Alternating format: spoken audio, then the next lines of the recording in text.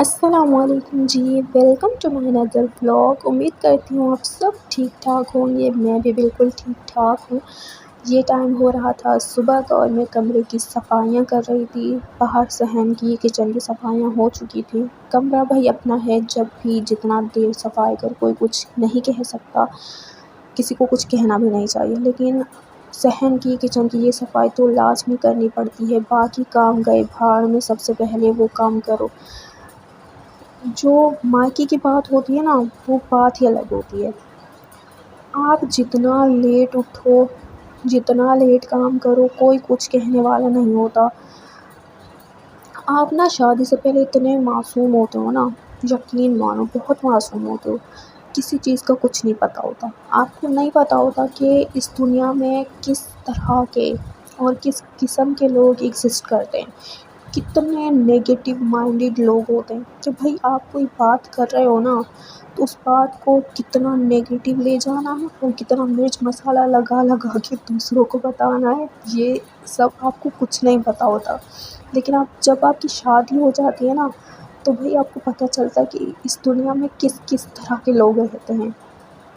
تو میرا تو یہی ایکسپیرینس ہے کہ ان لڑکیوں کو جن کی ابھی شادی نہیں ہے، ان کو یہی بتانا چاہوں گی کہ جب شادی کرو نا، سسرال میں جانے کے بعد نا، کسی کو بھی اپنے دل کی بات نہیں بتانی۔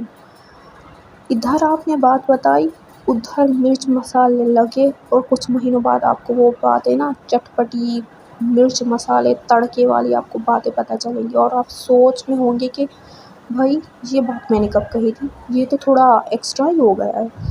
تو آپ نا ان کو اپنا سمجھو گے، لیکن وہ سامنے تو آپ کے اپنے ہوتے ہیں، لیکن پیٹھ پیچھے اپنے نہیں ہوتے۔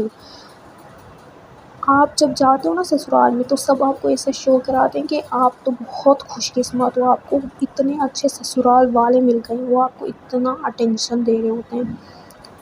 کچھ لوگ تو ایسے ہوتے ہیں کہ آپ سے نا باتیں نکلوانے کی کوشش کرتے ہیں، آپ کی طرف اتنے اپنے بنتے ہیں۔ تو بس کسی سے بھی اپنی دل کی بات نہیں کرنی۔ اور رہی بات ہسبینڈ اور آپ کے بیچ کی بات، تو وہ آپ نے اپنے کمرے تک ہی رکھنی ہے۔ ادھر کمرے سے بات باہر گئی تو لوگوں نے آپ کو ایسے ایسے مشورے دینے نا کہ آپ کے اور آپ کے ہسبینڈ کے بیچ میں پیچیدگیاں شروع ہو جانی اور جھگڑے شروع ہو جانے۔ تو بہتر یہی ہوتا ہے کہ ہسبینڈ کے اور آپ کے بیچ میں جتنی بھی باتیں ہو نا، وہ کمرے تک ہی رکھیں، کمرے سے باہر نہیں جانی چاہیے۔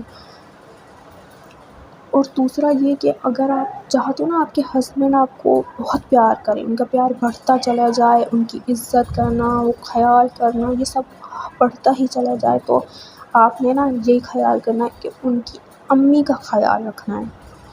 اگر ان کی امی جان کے آپ کی ساس آپ کو اپنی بیٹی بنانے میں تھوڑا ٹائم لگاتی ہے نا، تو پہلے آپ کر دو ان کو اپنی امی بنانے میں۔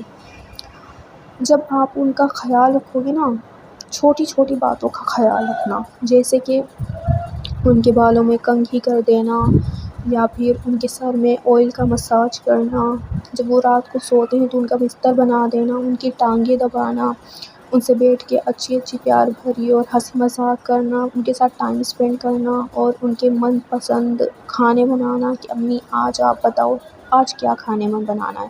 تو یہ سب آپ کرو گے نا، تو اس سے کیا ہوگا کہ آپ کے ہسبینڈ یہ سب دیکھ دیکھ کے خوش ہوں گے، اور ان کے دل میں آپ کی عزت بڑھتی چلی جائے گی، پیار بڑھتا چلا جائے گا، کیئر، یہ سب کچھ بڑھتا ہی چلا جائے گا۔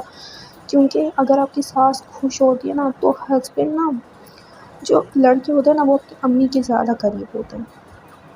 جب وہ دیکھیں گے نا کہ ان کی امی خوش ہیں، آپ ان کو خوش رکھ رہے ہو، تو وہ آٹومیٹکلی آپ کو خوش رکھیں گے۔ اپنے ساس سسر کا خیال رکھیں، اپنے شوہر کا خیال رکھیں۔ باقی جو سسرال والے ہیں نا، ان کو جہاں جانا ہے جائیں، آپ نے کسی کی پرواہ نہیں کرنی۔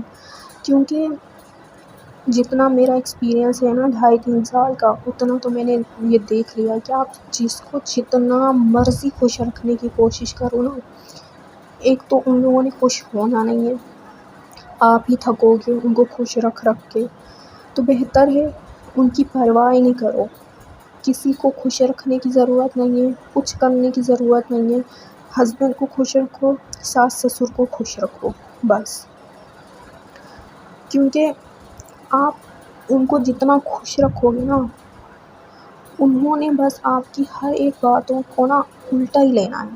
اگر آپ جی ہاں بھی بولو گے نا تو آپ کی بات کو اس طرح لے جائیں گے کہ دیکھو بھائی یہ جی ہاں تنقیداً بول رہی ہے.